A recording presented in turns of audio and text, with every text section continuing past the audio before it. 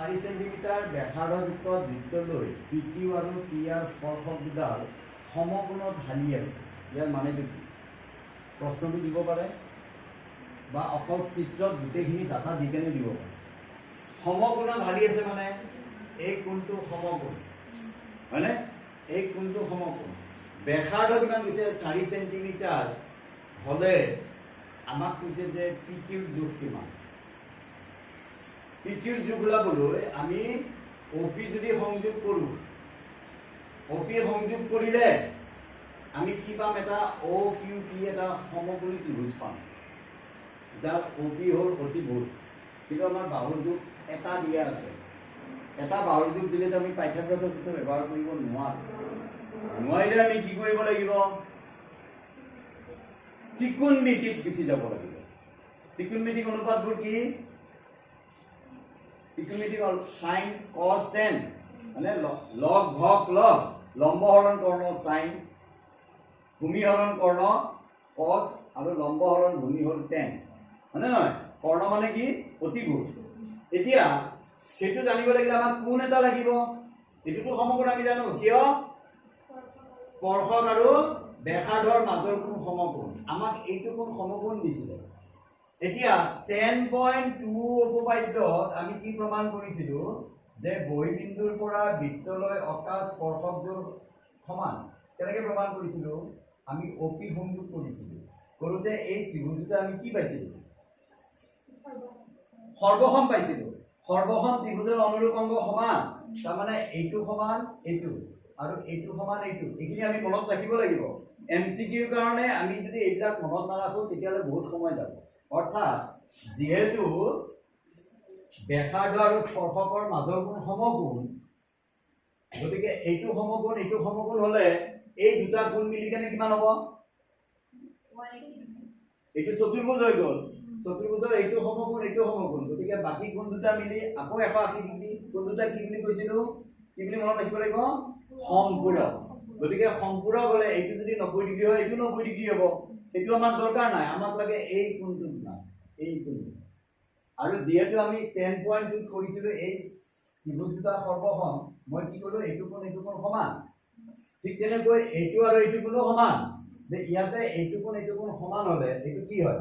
কিমান ডিগ্ৰী কোণ? 90 ডিগ্ৰী। মানে এইটো 45 ডিগ্ৰী বুলি আমি মনত ৰাখিব লাগিব। ঠিক আছে। এতিয়া আমি কি পালো? ত্ৰিভুজ এইটো পালো। এইটো 4 সেন্টিমিটাৰ আৰু এইটো O, এইটো Q, এইটো হ'ল P, হয়নে? নহয়, এইটো হ'ব O, এইটো P, এইটো Q, এইটো Q, এইটো P, এইটো হ'ল। ইয়াতে নাচালে কোনো কথা নাই, তাতেও আমি চাব শিকিব লাগিব। এইটো কি হ'ল? এটা সমকোণী ত্ৰিভুজ। অতিভুজ কোণডাল? অতিভুজ কোণডাল নাম কওক। OP। OP হ'ল অতিভুজ, কাৰণ সমকোণৰ বিপৰীত বাহু অতিভুজ থাকিলে এইডাল বাহু আমাক দিয়া আছে কি? এই সমকোণী ত্ৰিভুজৰ এই 45 ডিগ্ৰী কোণ সাপেক্ষে OQ টো কি হয়? কি কৈছিলো? ত্ৰিকোণমিতিত যিটো কোণ সাপেক্ষে আমাক ত্ৰিকোণমিতিক অনুপাত ওলাব দিয়ে, সেই কোণটোৰ লগত থকা বাহুটোৱে ভূমি। এইটো হ'ল ভূমি, বেছ। এইটো ভূমি, এইটো হ'ল আমাৰ উন্নতি বা লম্ব। আমাক লম্ব দিয়া আছে, ভূমি ওলাব লাগে। লম্ব আৰু ভূমিৰ মাজৰ সম্পৰ্কটো কি আছিল? লগটো কি আছিলে? sin cos tan কি আছিলে? tan আছিলে। তাৰমানে এইটো কিমান ডিগ্ৰী? 40 degree, 45 degree. গতিকে tan 45 ইকুৱেল টু কি? লগ লম্ব হৰণ ভূমি। লম্ব কিমান আছে ইয়াতে? 4 সেন্টিমিটাৰ। ভূমি আমি ওলাব লাগে PQ। tan 45 ইকুৱেল টু কিমান? 1 নহয় জানো? 1 ইকুৱেল টু 4/PQ। এটাকে PQ ইকুৱেল টু কিমান পালো আমি? 4 সেন্টিমিটাৰ। মানে এনসাৰ হ'ল এই। বুজি পাইছে নে? ইয়াতে সমকোণী, যেতিয়া আমি ত্ৰিকোণমিতিত যাম নহয়, আমি সমকোণী ত্ৰিভুজটো কোনটো বাহু দিয়া আছে আৰু কোনটো কোণ দিয়া আছে, সেই কোণ সাপেক্ষে বাহুটো কি প্ৰথম ওলালো আৰু আমাক কোনটো বাহু ওলাব দিছে?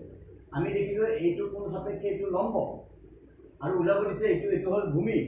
লম্ব আৰু ভূমিৰ মাজৰ সম্পৰ্ক কি? এইটো লগ ভগ লগ। লম্ব হৰণ কৰ্ণ সাইন ভূমি হৰণ কৰ্ণ কস আৰু লম্ব হৰণ ভূমি হ'ল tan গতিকে আমি tan ওলাব লাগে তাৰমানে এটা 45 ডিগ্ৰী গতিকে tan 45 degree equal to log লম্ব কিমান আছে 4 ভূমিটো কিও আমি ওলাব লাগে আৰু 45 ডিগ্ৰী হলে লম্ব আৰু ভূমি দুটা সমান হ'ব লাগিব সমকোণী সমদ্বিবাহু কিন্তু হ'ব লাগিব হয়নে